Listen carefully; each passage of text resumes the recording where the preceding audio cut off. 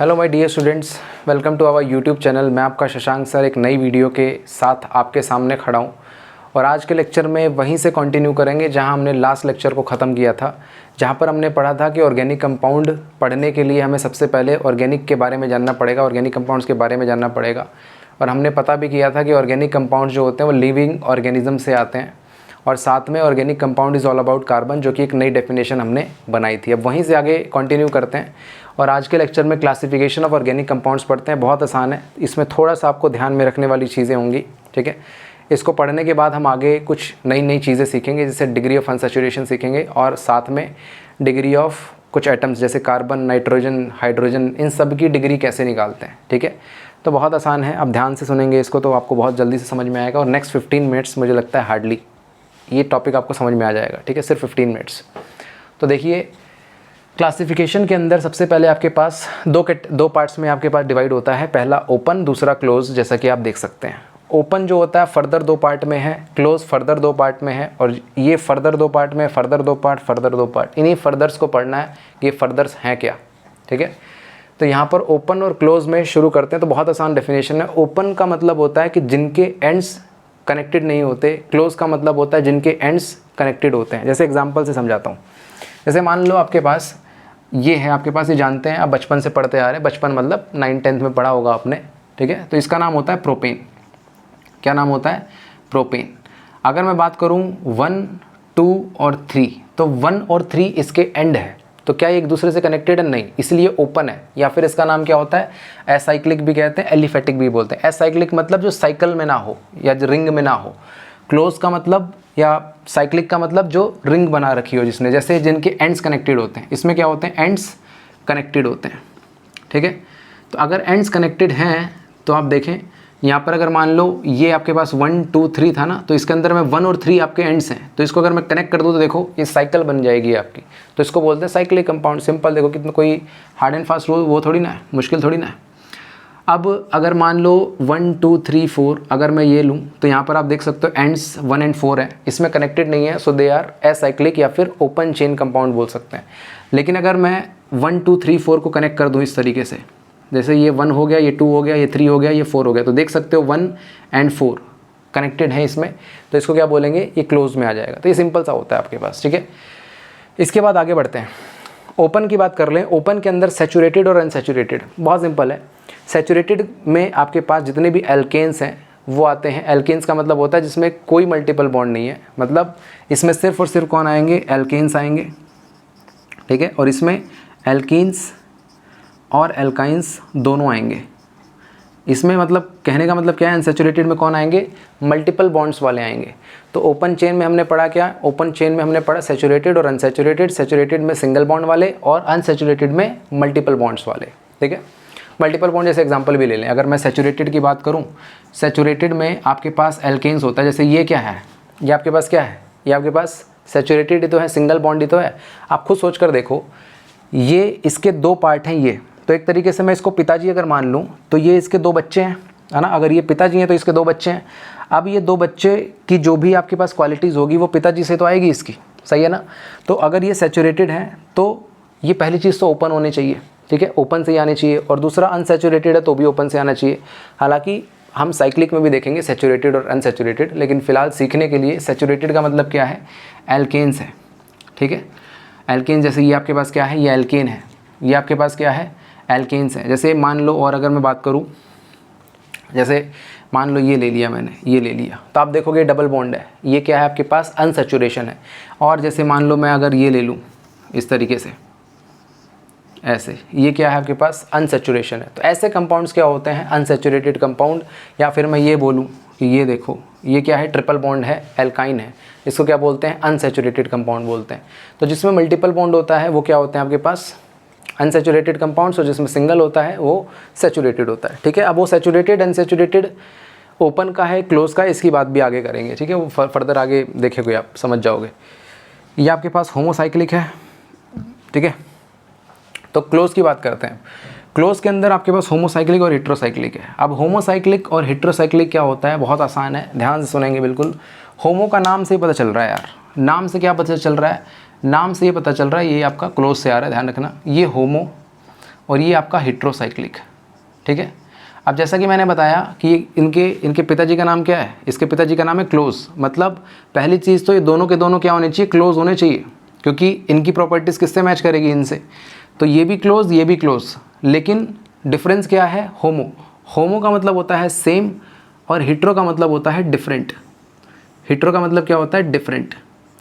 अब सेम और डिफरेंट का मतलब क्या है, ऑर्गेनिक पढ़ रहे हैं, ऑब्वियस सी बात है, organic is all about carbon. अगर उस कंपाउंड में सिर्फ और सिर्फ कार्बन है तो उसको बोलेंगे होमोसाइक्लिक कंपाउंड। ध्यान रखना, कार्बन है और साथ में क्लोज रिंग भी होनी चाहिए, तो उसको क्या बोलेंगे, होमो। और हेट्रो में क्या बोलेंगे, इसका मतलब है सेम, ओनली कार्बन और रिंग भी होना चाहिए। इसके अंदर क्या होगा, डिफरेंट, या ऐसे लिखो atom other than carbon, other than carbon, and carbon is also present, ठीक है। ये हेट्रो हो गया। अब एग्जांपल समझते हैं, ऐसे डेफिनेशन में तो कहीं समझ में आती है चीज़ें। अब देखो मैंने क्या बोला, इसकी प्रॉपर्टीज़ इससे मैच करनी चाहिए। सबसे पहले तो क्या होना चाहिए, वो साइक्लिक होना चाहिए। देखो साइक्लिक है, सब साइक्लिक है। ये क्या है आपके पास, साइक्लिक है। ये सब के सब क्या है, होमोसाइक्लिक। सारे के सारे रिंग हैं, रिंग तो होना ही चाहिए ना, इनके पिताजी कौन है, रिंग वाले हैं, तो साइक्लिक होना चाहिए। साथ में सारे के सारे एटम कैसे हैं, सारे के सारे एटम कार्बन है, मतलब सेम है, तो होमोसाइक्लिक। अगर इसी के अंदर मैं किसी ऐसे एटम को इंसर्ट कर दूं जो कार्बन है ही नहीं, जैसे ऑक्सीजन इंसर्ट कर दिया, इसमें ऑक्सीजन इंसर्ट कर दिया, इसमें मान लो मैंने नाइट्रोजन इंसर्ट कर दिया, तो ये क्या है आपके पास, ये सारे के सारे आपके पास हेट्रो में आ जाएंगे, क्योंकि अदर देन कार्बन आपके पास इंक्लूड हो गया। रिंग बनाया है, ध्यान रखना, क्योंकि इसके पिताजी कौन है, रिंग वाले हैं। अब होमोसाइक्लिक को फर्दर मैंने 2 पार्ट्स में डिवाइड किया है और उसको भी 2 पार्ट में डिवाइड किया। देखो एलिसाइक्लिक एरोमेटिक इसमें भी है, होमो में, एलिसाइक्लिक एरोमेटिक हेट्रो में भी है। मतलब समझना क्या है, जितना बताऊंगा उतना ही करना है इस वाले पार्ट को, ठीक है। क्योंकि ये आपके पास एरोमेटिक कंपाउंड का पूरा एक चैप्टर है जो आप आगे पढ़ोगे, जब जीओसी में आपको पढ़ाऊंगा जनरल ऑर्गेनिक केमिस्ट्री, उसमें बताऊंगा कि एरोमेटिक कंपाउंड्स क्या होते हैं, ठीक है। कुछ रूल्स होते हैं, रेगुलेशंस, उसको फॉलो करने होते हैं आपको। तो आगे बढ़ते हैं। अब देखें यहाँ पर आपके पास होमो और हेट्रो का मतलब बताता हूँ, मैं एक ही साथ बता देता हूँ।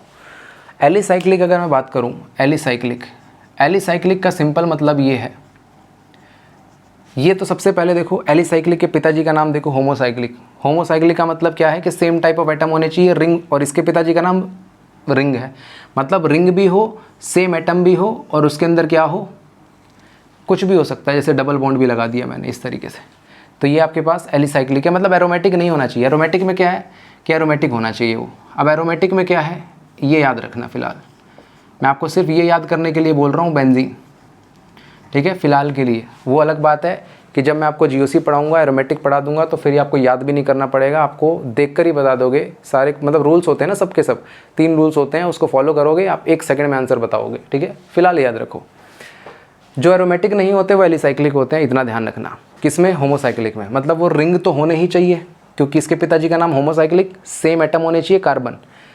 इसके पिताजी का नाम क्लोज, मतलब रिंग होना चाहिए, ठीक है। तो रिंग भी हो, सेम एटम भी हो, और आपके पास मतलब एरोमेटिक भी ना हो, इस तरीके से।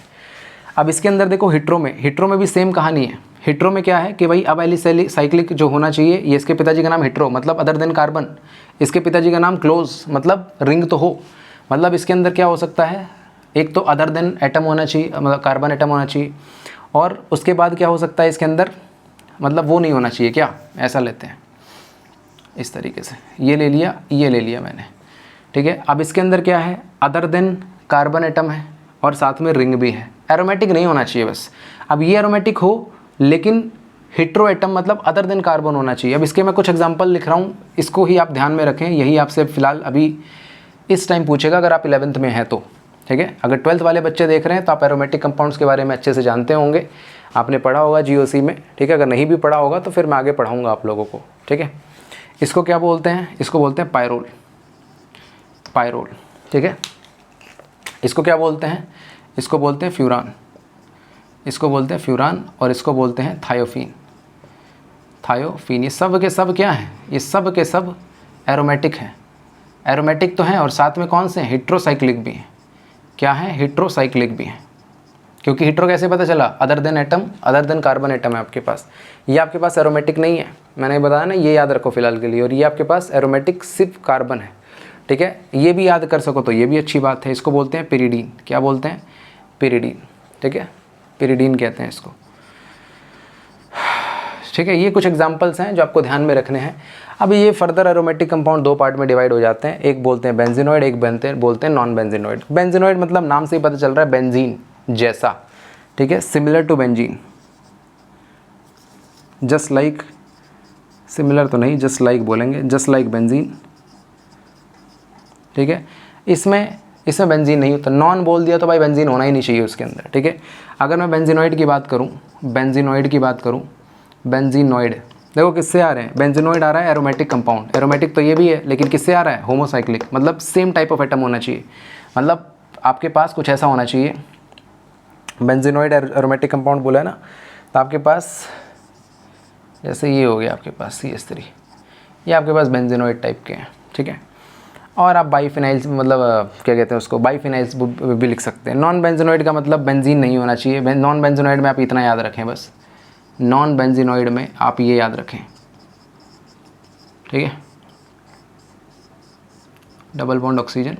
अब ये एरोमेटिक कंपाउंड कैसे है, ये फिर वही कहानी की अलग से चैप्टर है। अब इस चीज़ की ज़रूरत यहाँ पर थी इसलिए मैंने बताया, अगर ज़रूरत ना होती तो ना बताता, मुझे कोई शौक़ नहीं है परेशान करने का, ये आपके सिलेबस का पार्ट है इसलिए बता रहा हूँ।